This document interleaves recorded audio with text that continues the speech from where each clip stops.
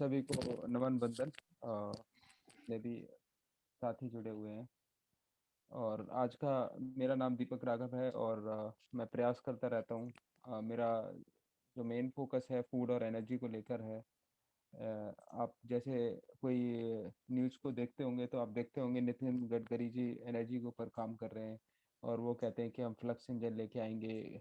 और अंबानी जी जो हैं उन्होंने ग्रीन एनर्जी में इन्वेस्ट किया है, हाइड्रोजन फ्यूल में इन्वेस्ट किया है, एथेनॉल से गाड़ियां चलने वाली हैं, बायो और बायोडीजल से गाड़ियां चलने वाली हैं। ये सब तरह की जो चीज़ें हैं बायोगैस से कैसे क्या होगा। तो थोड़ा सा मैं एनर्जी सेक्टर में की 45 की, तो उसमें थोड़ा मैं भी कुछ करता रहता हूँ प्रयास कि क्या आवश्यकता है क्या चीज़ें हैं। तो अभी एक पॉलिसी इन्वेंट हुई है बिहार सरकार की तरफ से। अगर कोई बिहार से है तो फिर वो 50% तक की सब्सिडी है रूफटॉप फार्मिंग पे। कोई भी व्यक्ति अगर रूफटॉप फार्मिंग करता है तो 50% की सब्सिडी है। अभी जो मेरा प्रयास चल रहा है जिसमें नीति आयोग भी है, मिनिस्ट्री ऑफ अर्थ साइंस भी है और अर्बन डेवलपमेंट के लिए जो मिनिस्ट्री है वो भी है, ऐसे कई डिपार्टमेंट है। उसमें प्रयास चल रहा है कि जो भी दिल्ली एनसीआर या जो भी बेंगलोर जो भी मेट्रो सिटी हैं उसमें जितने भी स्कूल्स हैं कॉलेज हैं एमएनसीज हैं उनकी जो लैंड खाली पड़ी है उसको कोई भी व्यक्ति लीज पर ले सकता है। जैसे कि अभी आपने कोई एक व्यक्ति हरियाणा से है यूपी से है तो एक रूल पास हुआ था कि कोई भी अगर व्यक्ति बायो एनर्जी में काम कर रहा है एथेनॉल में काम कर रहा है तो वो व्यक्ति पंचायती लैंड को ले सकता है। ये नियम पास हो चुका है। तो आप वीडियो से जाके मिल सकते हैं और एनर्जी सेक्टर में काम करना चाहे तो कर सकते हैं। ऐसा ही अपकमिंग है कि कोई भी व्यक्ति जो कि रूफटॉप फार्मिंग में इंटरेस्टेड है तो वो कोई भी एमएनसी की ज़मीन, कोई स्कूल की ज़मीन, कोई कॉलेज की ज़मीन, कोई एनडीएमसी की ज़मीन, एमसीडी की ज़मीन, कोई भी government institution, CMO office, PMO. PMO थोड़ा सा एक अलग तरह की चीज़ें हैं। लेकिन कुछ इस तरह के जो हैं, डीडीए की लैंड है, डीडीए की प्रॉपर्टी पड़ी है, वहाँ पे आप उनकी जो रूफ है उनका यूज कर सकते हैं। पहले क्या होता था पार्क खाली पड़े ऐसे ही वेस्ट हो रहे हैं। तो अभी पार्क को क्या है आप लीज पे ले सकते हैं। मतलब अभी पॉलिसी में काम चल रहा है। आने वाले समय में ये सब चीज़ें आपको मिल जाएंगी। इसके लिए जो मेरी तरफ से जो काम है वो हो गया है। शॉपिंग मॉल्स हैं, जैसे अगर कोई दिल्ली एनसीआर का है तो गुड़गांव में इतने इतने बड़े शॉपिंग मॉल्स हैं। एम्बियंस मॉल आपने नाम सुना होगा। तो उस पर अगर आप फार्मिंग करना चाहते हैं तो आप कर सकते हैं और एम्बियंस मॉल को ही बेच सकते हैं। वो भी इसको डिनाई नहीं कर सकते, वो आपको सपोर्ट करेंगे। और स्कूल हो गया, कॉलेज हो गया, गवर्नमेंट ऑफिस हो गया, पार्क हो गया। अगर कोई व्यक्ति छत पे करना चाहता है तो अभी बिहार में सब्सिडी है। अभी और भी धीरे धीरे करके बढ़ेगी। फिर उसके ये अभी कुछ और दूसरा इसमें एक रियल एस्टेट के में भी एक पॉलिसी आने वाला है कि जितने भी अम्रपाली ग्रुप है, सुपरटेक है, बड़ी बड़ी कंपनियां हैं, आपने सुना होगा, डीएलएफ है, एएफएस, ऐसे कुछ कंपनियां हैं, रियल एस्टेट की कंपनियां हैं। तो इनको भी मतलब पहले तो मैंडेट होता था कि भाई नीचे वाटर मैनेजमेंट का करेंगे। अब क्या है कि जब से कार्बन क्रेडिट आया है, कार्बन क्रेडिट की योजना आई है, तब से इनको भी रूफटॉप फार्मिंग करनी पड़ेगी, कुछ प्लांटेशन करना पड़ेगा। या रूफटॉप फार्मिंग के लिए कोई भी इंडस्ट्री या कोई एमएनसी आना चाहती है या भारत की कोई एमएनसी कोई काम करना चाहती है तो वो उनको लीज पे देनी पड़ेगी। तो जैसे पहले क्या होता था, आपने देखा होगा दिल्ली में वर्टिकल फार्म लगा दिए, फ्लाईओवर बनाया तो वर्टिकल फार्म लगा दिए पोल्यूशन को रोकने के लिए। तो अब जो फ्लाईओवर के नीचे जमीन बची है, जो इस तरह की लैंड है, तो वहां पे भी आप उस जमीन को लीज लेके आप अपनी फार्मिंग कर सकते हो और अपनी लोकल फार्म में मार्केट ये वो बेच सकते हो। और उसका सर्टिफिकेशन भी प्रोसेस में है। रूफटॉप फार्मिंग के लिए भी अलग से सर्टिफिकेशन आ रहा है। कि उसके लिए भी जैसे पीजीएस सर्टिफिकेशन है अभी गांव के लिए। और छोट दो चार मतलब अगर तीन चार गांव मिलके करना चाहें या कुछ लोग मिलके करना चाहें तो उसके लिए जैसे अलग अलग सर्टिफिकेशन बने हैं, तो ऐसे ही छत के लिए भी सर्टिफिकेशन की एक योजना है। तो जिससे कि वो अपना सामान मॉल में भी बेच सकते हैं और फार्मा मार्केट और इस तरीके से ही बेच सकते हैं, जिससे कि उनको बिजनेस करने में कोई दिक्कत ना आए। तो एक ये है। फिर आपने अभी बजट पास हुआ होगा तो आपने देखा होगा कि जो गंगा के किनारे है, उसके गंगा किनारे के पास 5 किलोमीटर की जो जमीन है उस पे नेचुरल फार्मिंग करने का कंसेप्ट है। मुझे पूरा विश्वास है कि यहाँ पे कोई ना कोई ऐसा व्यक्ति होगा जिसने बजट को स्टडी किया होगा या सुना होगा। लेकिन अभी ये होने वाला है कि जितनी भी लैंड्स हैं, मतलब जितनी भी नदियां हैं पूरे भारतवर्ष में, वहाँ पे सब पे नेचुरल फार्मिंग और अपना food forest, Miyawaki food forest, native food forest वहाँ पे ग्रो किए जाएंगे। ये योजना है। किसी भी कॉलेज को, स्कूल को कोई भी डिग्री मिलेगी, कुछ भी होगा, तो उसको प्लांटेशन करना पड़ेगा। ये योजना है। ये सबसे पहले दिल्ली यूनिवर्सिटी में इन्वेंट होने वाली है। दिल्ली यूनिवर्सिटी में 88 कॉलेज हैं, आईआईटी है, आईआईएम है, जेएनयू है। और उसका पूरा रिपोर्ट बना के देना पड़ेगा। ऐसे नहीं प्लांट लगा के फोटो खिंचवा दिया, कितना ग्रोथ हुई, कैसे कैसे हुआ। तो ये सब ऐसे चीज़ें हैं जो कि हम अपने लेवल पे प्रयास कर रहे हैं। और मुझे पूरा विश्वास है आप सब उनका फ़ायदा उठाएंगे। इसीलिए मैंने लोकेश जी को बोला था कि टॉपिक थोड़ा इस तरीके से रखिए। अब मुद्दे की बात करते हैं, फार्मिंग की बात करते हैं।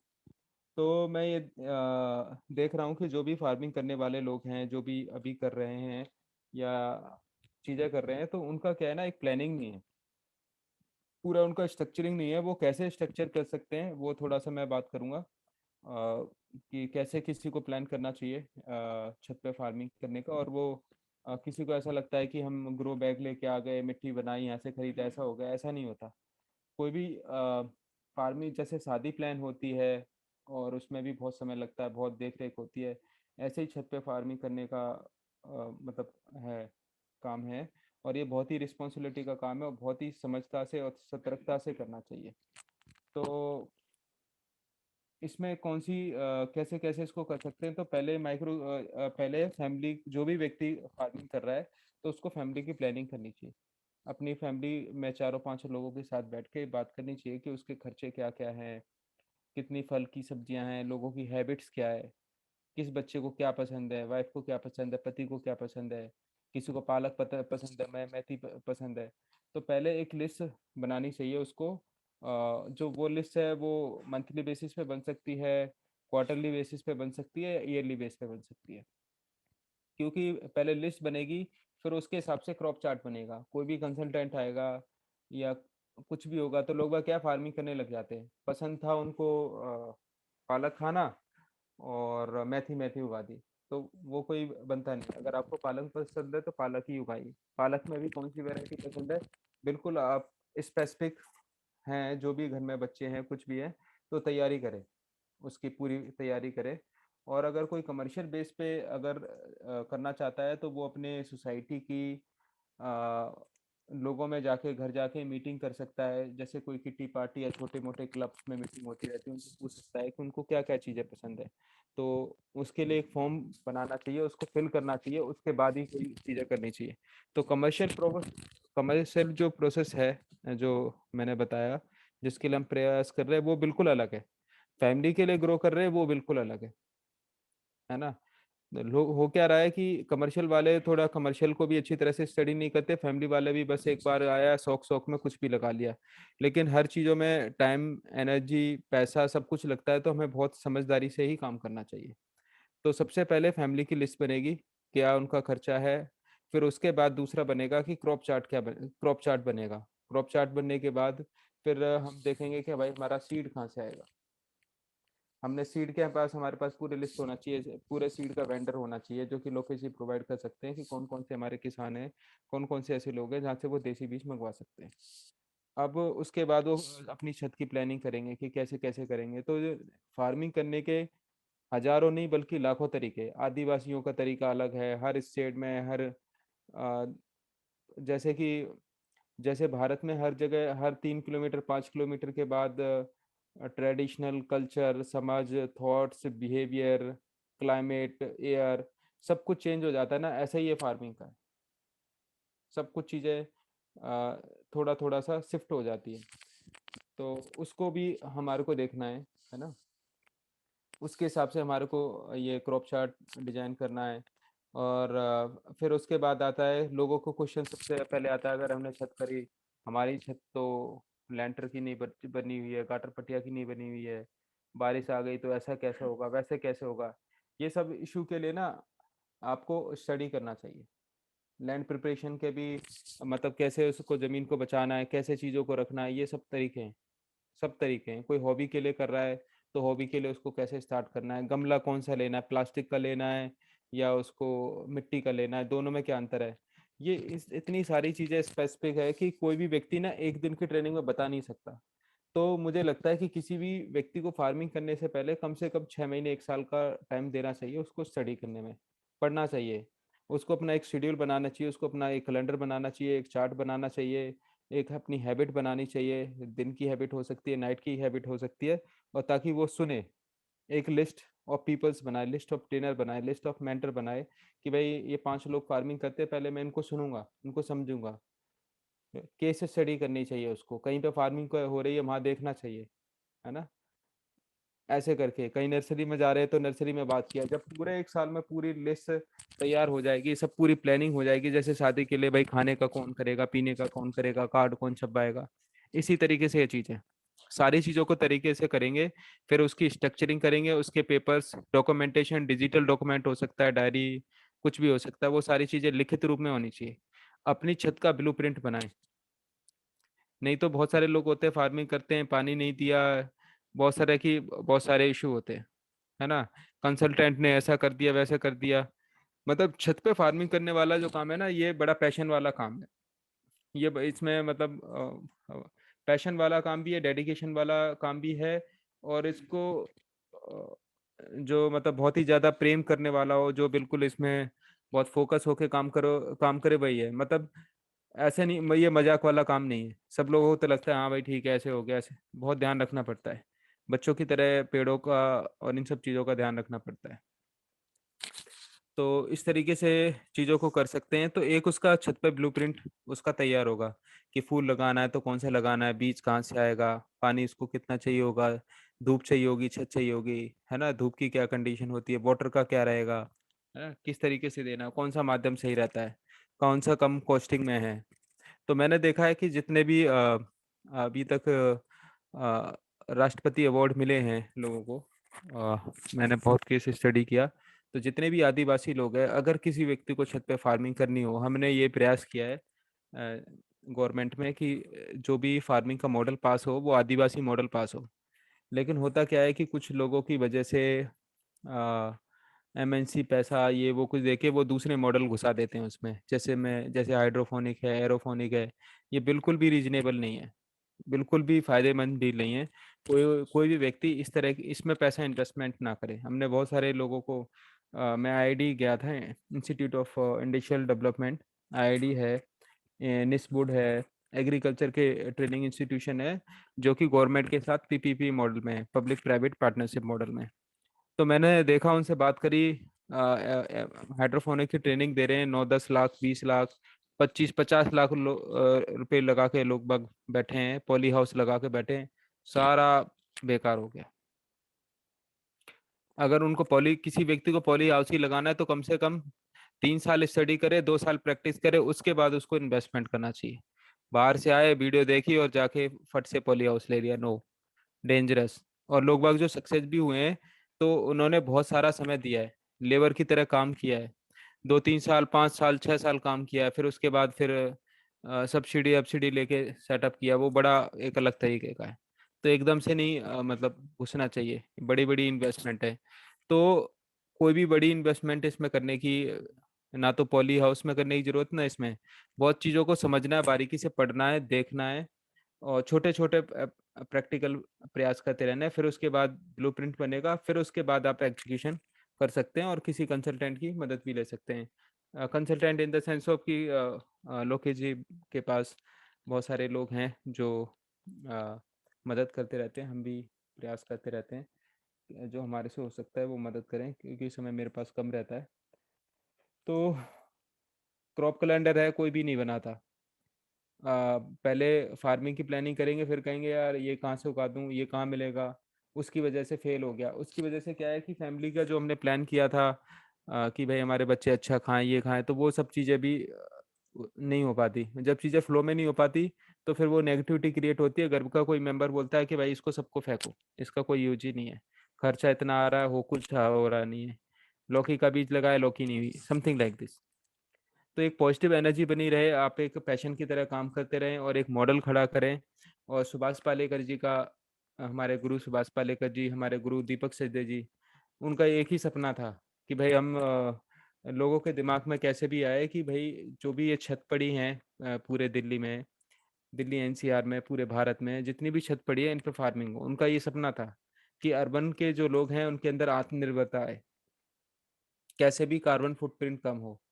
ये उनका सपना था, जो कि अभी इतना नहीं हो पाया, लेकिन हाँ नेचुरल फार्मिंग कहीं ना कहीं किसानों ने किया। फिर वो पीएमओ ने कुछ बोला 16 दिसंबर 2021 को बोला, अब ये इम्प्लीमेंट हुआ है सीएसआर ये वो, है ना। तो एक 50% उन्होंने काम कर दिया, लेकिन उनका ड्रीम अभी भी पूरा नहीं हो पाया। उनका पूरा ड्रीम था कि भाई शहर आत्मनिर्भर बने अर्बन फार्मिंग से, और अर्बन फार्मिंग पे ये छत वाले कंसेप्ट पे, और इसके लिए उन्होंने मॉडल भी खड़े किए हैं। तो अगर किसी को लिस्ट चाहिए, कुछ लोगों के नंबर चाहिए, तो वो मैं शेयर कर सकता हूँ, जिससे कि कोई व्यक्ति अपने शहर में जाके एक मॉडल दे सकता है, सुभाष पालेकर नेचुरल फार्मिंग या नेचुरल फार्मिंग मॉडल, कि कैसे लोगों ने अपनी छत के ऊपर मॉडल खड़ा किए है और अपनी फैमिली को सस्टेन कर रहे हैं। और बहुत सारा सामान अपने अड़ोसी पड़ोसियों को भी बांटते हैं, या उनको भी सब्जियां चाहिए होती है तो अपने पड़ोसी से खरीद लेते हैं। तो इससे भी देश का बहुत सारा पैसा, बहुत सारा पोल्यूशन, बहुत सारा टाइम, बहुत सारा एनर्जी, बहुत फायदे होते हैं इससे भी। तो एक ये बात है जो सबको हमारे को करनी चाहिए। और उसके बाद है कार्बन फूड का, तो हाँ दूसरा एक है, एक पॉलिसी आने वाली है जिससे आपको सबको अवगत होना चाहिए। जो नेक्स्ट अभी मनी है, अभी डिजिटल मनी आ गया, लेकिन जो व्यक्ति का जो कम गंदगी फैलाएगा, मैं हिंदी की भाषा में बोलता हूँ, या जो व्यक्ति आत्मनिर्भर होगा उसके टैक्सेस कम हो जाएंगे। जो व्यक्ति आत्मनिर्भर नहीं है, सब्जी नहीं उगा रहा, उसके घर में पेड़ नहीं है, उस पर टैक्स हो जाएंगे, उसको पैसा देना पड़ेगा। अगर आप चाहते हैं कि आप होम टैक्स से बच जाएं, आप चाहते हैं कि इलेक्ट्रिसिटी के टैक्स से बच जाएं, जैसे दिल्ली में एमसीडी हाउस टैक्स सबको देना पड़ता है, एमसीडी टैक्स देना पड़ता है, तो ये सबके साथ होने वाला है, गांव में भी शहर में भी। अगर आप उससे बचना चाहते हैं तो आपको कार्बन फुटप्रिंट कम करना पड़ेगा, आपको आत्मनिर्भर बनना पड़ेगा। और ये आत्मनिर्भर की ये योजना जो मोदी जी ने कहा था, ये इसीलिए कहा था क्योंकि जो टैक्सेस आने वाले लोगों के ऊपर, वो आदमी सहन नहीं कर पाएंगे, आराम इतने फ्रस्ट्रेशन में आएंगे तो वो सोचेंगे कि खाऊं या कमाऊं। तो उससे बचना है, तो इस तरीके से आत्मनिर्भर का मॉडल डिजाइन करके आपको चलना ही पड़ेगा। इसके अलावा आपके पास कोई ऑप्शन नहीं है, नहीं तो फिर आप उसको पे करो, फिर गवर्नमेंट उसके वो जो पैसा आपसे इकट्ठा करेगी, फिर उसके लिए कोई कहीं कहीं फार्मिंग ये वो कुछ कंपनियों को लगा के करवाएगी, फिर उस तरीके से मैनेज करेगी। तो अभी आप इन सब चीज़ों को, छोटी छोटी चीज़ों को समझ ले, तो आपको काफ़ी फायदा हो सकता है। हाँ, दूसरा बात ये है कि अब ऐसे प्रैक्टिकल स्टार्टअप देखे नहीं हो तो कैसे होगा। एक व्यक्ति है शुभेंदु, और उन्होंने मियावाकी फॉरेस्ट का कंसेप्ट दिया है। और एक व्यक्ति हैं डॉक्टर विश्वरूप राय चौधरी। डॉक्टर विश्वरूप राय चौधरी ने क्या किया, एक किट बनाई है। वो उसमें क्या करते हैं, 1 किलो गेहूं, एक छोटा सा एक डब्बा देते हैं, और गत्ते का डब्बा होता है, उसमें मिट्टी विट्टी ये सब कुछ होता है। आप जाइए, आप ऑर्डर कीजिए, 600 या 700 रुपये में आपके पास घर आ जाएगा। आप गेहूं का ज्वारा बना के पी सकते हैं। तो मैं लोकेश जी से कहना चाहता हूँ कि इस तरह के स्टार्टअप्स हम सब मिलके करें, जैसे डॉक्टर विश्वरूप राय चौधरी जी ने किया, बहुत उनका चल रहा है, और इससे बड़ा उन्होंने अपने पेशेंट को फायदा पहुंचाया है। तो ऐसे छोटे एक लेडीज हैं जो कि उन्होंने एक किट बनाई है, माइक्रो ग्रीन किट। उसमें क्या होता है, एक छोटी सी किट होती है, उसमें मिट्टी विट्टी सब कुछ होती है। आप लेके आइए, पैकेट खोलिए, डालिए और उसमें बीज डालिए, अपना मेथी काट के, पालक काट के, धनिया काट के, माइक्रो ग्रीन्स सलाद काट के अपना खा लीजिए, घर में बना लीजिए। एक छोटे से स्पेस में फार्मिंग कर सकते हैं। तो एक छोटे ऐसे छोटे छोटे इनिशिएटिव हमारे को लेने की आवश्यकता है, जो कि यूरोप और अमेरिका में चल रहे हैं, क्योंकि लोगों का विश्वास ऑर्गेनिक से, नेचुरल से, सबसे उठ गया। सर्टिफिकेशन से भी उनका विश्वास उठ गया है। वो चाहते हैं कि भाई मैं खुद ही उगाऊं, खुद ही देखूं, सब कुछ खुद ही करूं। तो ये सब छोटे छोटे स्टार्टअप चल रहे हैं, ऐसे स्टार्टअप हम भी कर सकते हैं, ऐसी छोटी छोटी कंपनी हम भी स्टार्ट कर सकते हैं। और ऐसे छोटी छोटी चीज़ों को करके हम पूरे शहर को फीड कर सकते हैं। गांव में कुछ करके आप शहर को दे सकते हैं। शहर में टाइम का कोई इशू है तो कोई चैलेंज है, या शहर में के लोगों को आप कंसल्टेंसी दे सकते हैं। आप उनसे बोल सकते हैं ठीक है हम एक 50-50 का एग्रीमेंट साइन कर लेते हैं, हम उगाते हैं, तो आपको भी एक फाइनेंशियल सपोर्ट भी हो जाएगा। तो इस तरह की इनिशिएटिव और स्टार्टअप्स हमारे को करने की आवश्यकता है। आप नहीं करेंगे तो अमेरिका और यूरोप और इजरायली कंपनी आ जाएंगी, और फिर सब लोग अ, उनके तरीके से खाना खाएंगे। बस उसमें ये होगा कि फिर वो अपने सीड्स यूज़ करेंगे, तो उससे फिर जो लोगों के साथ डीएनए आरएनए के साथ जो छेड़छाड़, और उस लेवल की छेड़छाड़ ना हो। हम ये चाहते हैं कि हमारे लोगों में से कोई आके, स्वदेशी भाई कोई आके इस तरह का कोई प्रयास करे जिससे कि उसको फाइनेंशियल सपोर्ट मिले। और सिंपल सी बात है, रूफटॉप फार्मिंग करेंगे तो एसी का खर्चा हो गया, ये हो गया। और रूफटॉप फार्मिंग को रिस्पॉन्सिबल एग्रीकल्चर भी बोलते हैं। लोकेश जी, मैं इसीलिए थोड़ी थोड़ी चीज़ बता रहा हूँ क्योंकि बहुत इसमें गहराई में जाएंगे तो शायद बात नहीं बन पाएगी। तो मैं सोच रहा हूँ कि छोटा छोटा टॉपिक लेके सारी चीज़ों को कवर कर दें, और फिर जिस भी चीज़ में किसी व्यक्ति का इंटरेस्ट आएगा, हम उसके उसी टॉपिक के ऊपर 1 घंटे में चले जाएंगे। कोई सब्सिडी के बारे में जानना चाहता है, कोई किसी चीज़ के बारे में जानना चाहता है ना। तो फिर हम कभी लेक्चर रखेंगे किसी भी एक टॉपिक के ऊपर, सिर्फ 1 घंटे उसी की बात करेंगे। किसी ने कहा मल्चिंग के ऊपर, किसी ने कहा सॉइल के ऊपर, तो सॉइल की ही बात करेंगे। तो अभी मैं थोड़ा थोड़ा ऊपर ऊपर से बता रहा हूँ कि क्या कैसे चल रहा है, कैसे चीज़ें कर सकते हैं। तो रूफटॉप फार्मिंग को रिस्पॉन्सिबल एग्रीकल्चर भी बोलते हैं। और रिस्पॉन्सिबल एग्रीकल्चर का मतलब ये होता है कि आपको पूरा केयर का ध्यान रखना पड़ेगा, और ये केयर वाला काम है ना। और दूसरा ये है कि बहुत सारे जो लोग हैं जिन्होंने वैरायटी कभी अच्छे फल को लेके नहीं देखा, क्योंकि अब तो आपको पता है कि इजराइल ने एक टेक्नोलॉजी इन्वेंट की है जो कि जो हमारा फूड से ये FCI, food corporation of India, और जो फूड लाइसेंस की जो बॉडी है उसने भी अप्रूवल कर दिया है। उसमें अप्रूवल क्या है, 2 तरह के फूड हैं। एक तो इंडस्ट्रियल फूड है जो कंपनी में, जैसे कि एक तो मांस होता है जानवर का मांस, एक होता है इंडस्ट्रियल तरीके से मशीन्स में तैयार होता है, तो वो सब को भी अब सेल कर सकते हैं, है ना। इस तरह की चीजें हो गई हैं। तो इन सब चीजों से अब आने वाले समय में ऐसा भी हो सकता है कि आपका सपना हो जाए कि आपके हाथ में जो टमाटर है, जो सेब है, वो खेती का है या खेत में उगा हुआ है। क्या पता वो किसी मशीन फार्मिंग और उस तरीके से आए। मशीन फार्मिंग में क्या है कि जैसे आपने कुछ टमाटर उगाया तो वो सन की लाइट से हुआ है, एक किसी ने मशीन में उगाया तो वो क्या है, किसी लाइट से हुआ है। मतलब इलेक्ट्रिसिटी या किस तरह की लाइट से हुआ है। जैसे आपने सुना होगा चाइना ने अपना सन बना लिया है, अब उसको एनर्जी की जरूरत नहीं है ना, कुछ इस तरीके। तो उसमें क्या है कि सब तरह की चीजें ही चेंज हो जाती हैं, उसका टेक्सचर, उसका न्यूट्रिशन वैल्यू, उसका खाना, उसका सब कुछ चेंज हो जाता है, जिससे कि हमारा डीएनए आरएनए में भी एक बड़ी तरीके से इफेक्ट करेगा, उससे जेनेटिक बीमारियां भी होने के खतरा है। लेकिन एमएनसी है, बिजनेस है, तो कुछ नहीं कर सकते। कर ये सकते हैं कि हम अभी रिस्पॉन्सिबल एग्रीकल्चर को समझें और थोड़े छोटे मोटे प्रयास से स्टार्ट करें। तो अगर आप चाहते हैं कि अच्छी अच्छी वैरायटी मिले, अच्छा न्यूट्रिशन मिले, अच्छा टेस्ट को हम कर पाएँ, ले पाएँ, जी पाएँ, तो हमारे को ये छोटा प्रयास करना पड़ेगा। और सलाद भी उगा सकते हैं फार्मर, एमएनसी आईडी। तो इसके लिए एक स्टार्टअप, एक सेकंड, बस एक चीज को करके 2-3 मिनट में क्लोज कर रहा हूँ। स्क्रीन शेयर का ऑप्शन है? अच्छा, स्क्रीन शेयर का ऑप्शन नहीं है मेरे पास, मैं लोकेश जी को भेज देता हूँ। अभी इसके लिए कोई इस तरह के स्टार्टअप करता है तो उसको 50 लाख रुपए तक का ग्रांट भी मिला है स्टार्टअप इंडिया की तरफ से। और एक ऑर्गेनाइजेशन है मैनेज हैदराबाद के नाम से।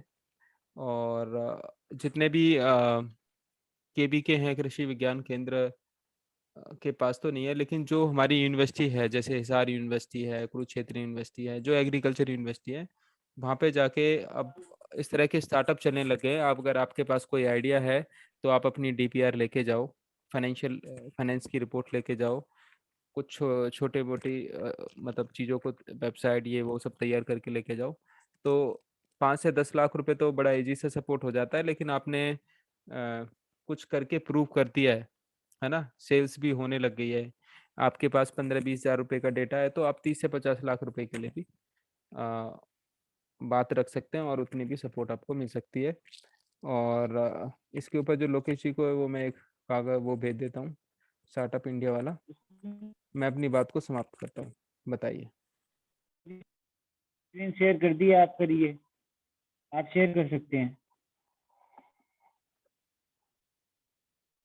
वो तो एक स्टार्टअप इंडिया का कुछ है, वो मैं आपको सेंड कर दूंगा पर्सनली। और आपको आप से कैसे कोई जुड़ा हुआ कोई जानना चाहता है, इस तरह की से कुछ करना चाहता है, तो आप उसको पर्सनली शेयर कर देना। जी मैं शेयर कर दूंगा, आपको शेयर करना चाहें तो मैंने स्क्रीन ऑल कर दिया है, शेयर ऑल। जी किन्हीं बहन भाइयों को कोई प्रश्न है तो वो प्रश्न पूछ सकते हैं दीपक जी से।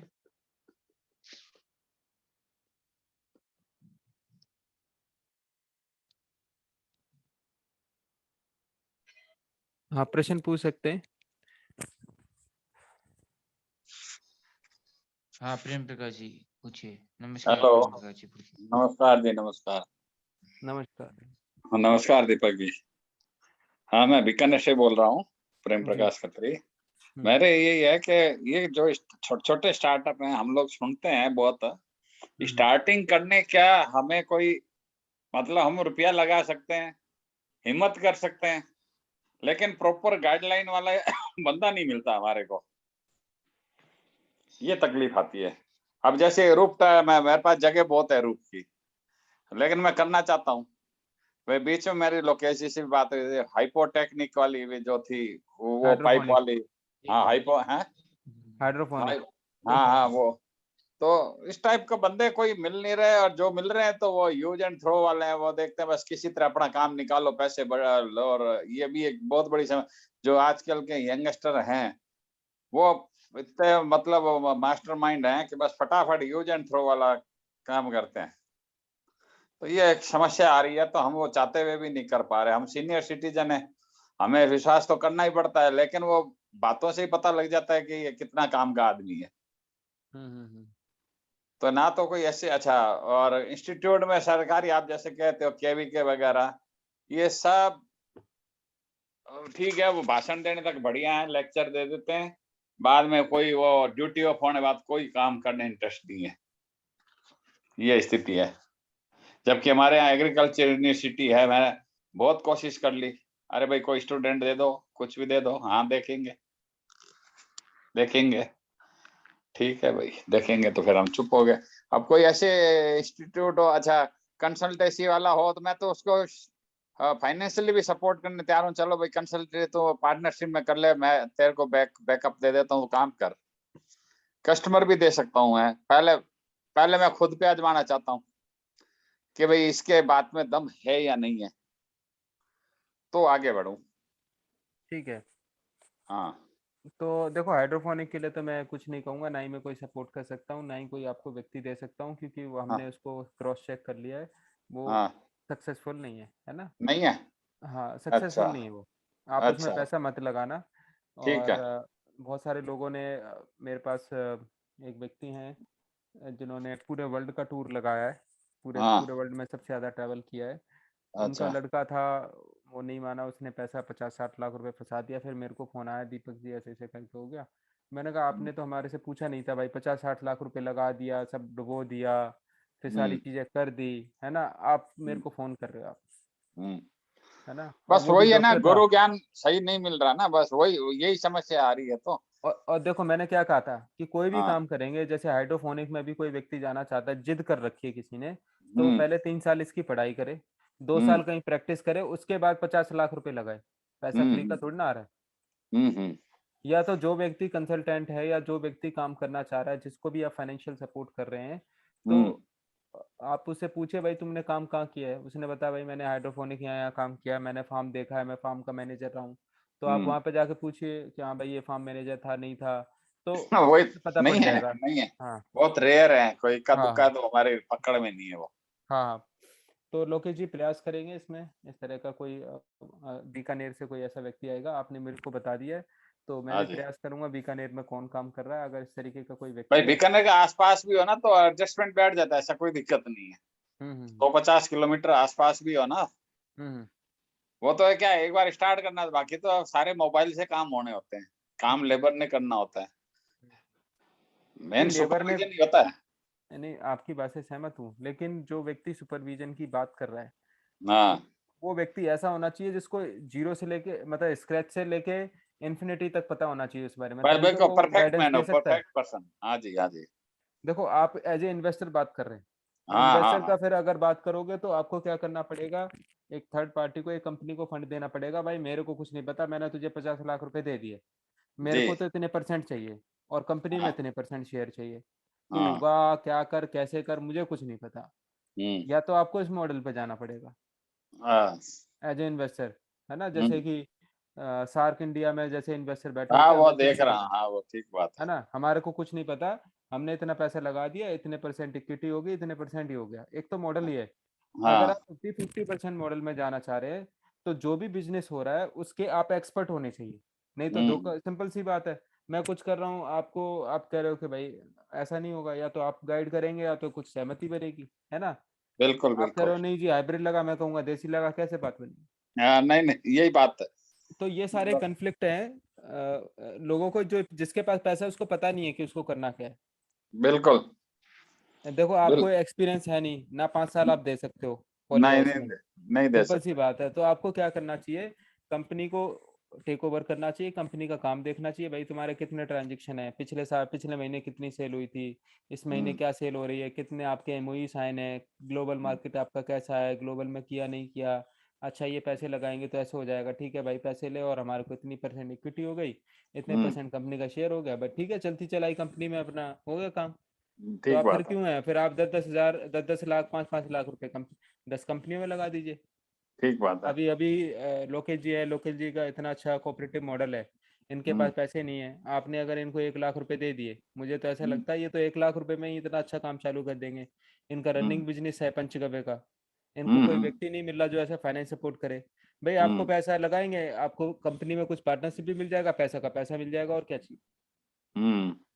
तो आपको थोड़ा इस तरीके से सोचना पड़ेगा, जो मतलब मैं आपको समझ पा रहा हूँ। ठीक बात तो है। आप सोचिए बाकी कैसे क्या करना है, जैसे भी आपकी नीड होगी हम देखेंगे आपके लिए क्या। ठीक है।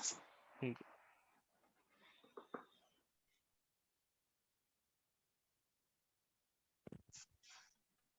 हाँ लोकेश जी, कोई और किसी का प्रश्न है।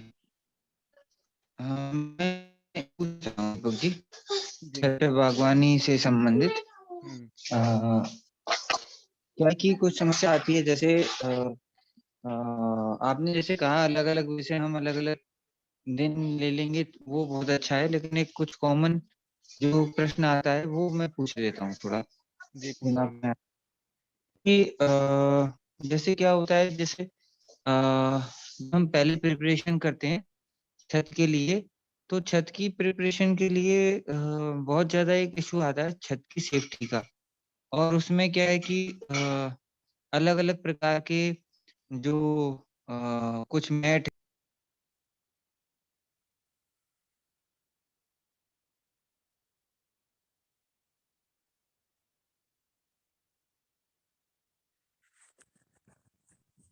जी नेटवर्क का इशू है मेरे पास थोड़ा।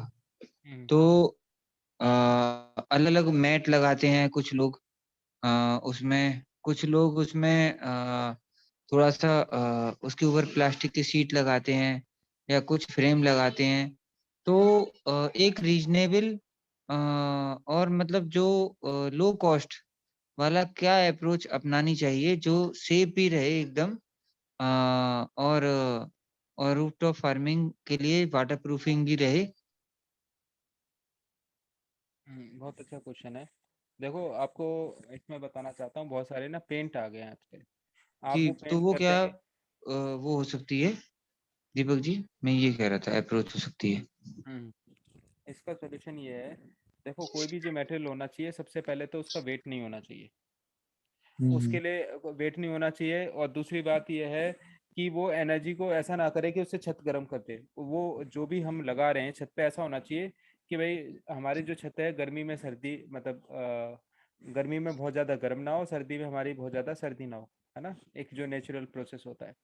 तो जो पेंट है ना वो ऐसा बनाया गया है कि कितनी भी गर्मी होगी तो आपको जब भी आपका जैसे वैदिक प्लास्टर है ना, जैसे वैदिक प्लास्टर टेम्परेचर को कम करके रखता है, ऐसे करके रखता है, ऐसे पेंट है मार्केट में जो कि आपके रूफ टेम्परेचर को भी मेंटेन करते हैं। बारिश आए कुछ भी आए तब भी कोई दिक्कत नहीं होगी, गंदी भी नहीं होगी और मजबूती भी थोड़ी सी देगी। इस तरह के पेंट आ गए हैं। तो इस और इसके लिए मैंने वैसे डॉक्टर सिद्ध मलिक जी को भी बोल दिया है कि भाई आप भी कुछ वैदिक प्लास्टर जैसे आपने बनाया ऐसे भी आप रूफ टॉप फार्मिंग के लिए कीजिए। तो बहुत सारे लोग हैं इस पे काम कर रहे हैं, बहुत सारे पेंट बन भी चुके हैं, हो भी रहे हैं, उनका ट्रायल भी हो गया है, उनको 3-3 साल 4-4 साल हो गए। दिल्ली में बहुत सारे लोगों को हो रखा है।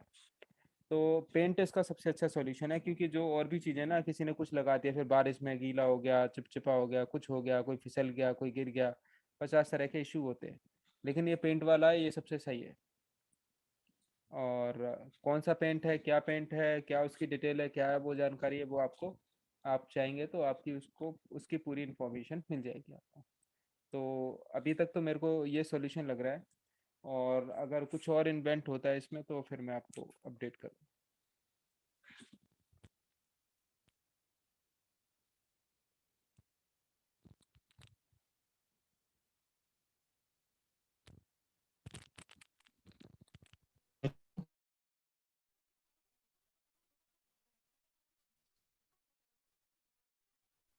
जी लोकेश जी।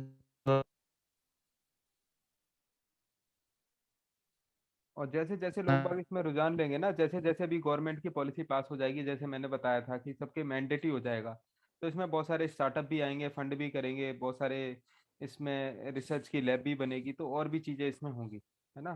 तो अभी धीरे धीरे प्रयास है। अभी बिहार झारखंड ऐसी चीज़ों पे चल रहा है, लेकिन अब ये ना बहुत ही स्ट्रांगली होने वाला है।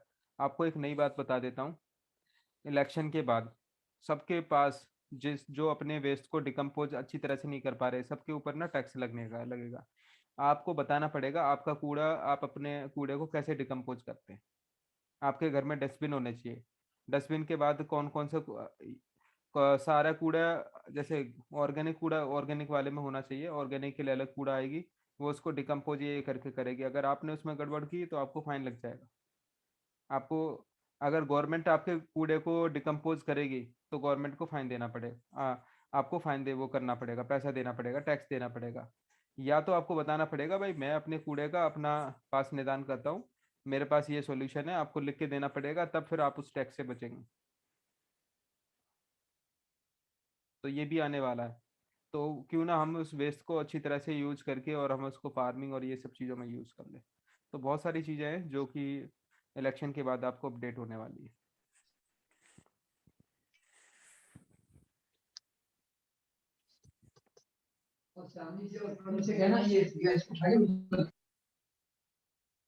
और लोकेश जी कोई क्वेश्चन, या हम अपनी विराम करें।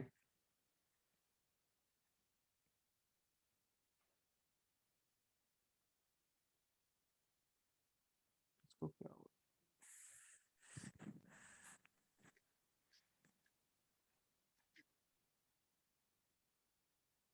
जी मेरी आवाज आ रही है दीपक जी?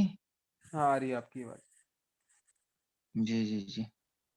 किन्हीं का कोई और प्रश्न है तो वो दीपक जी से पूछ लीजिए, फिर हम लोग आगे बढ़ाते हैं सेशन को।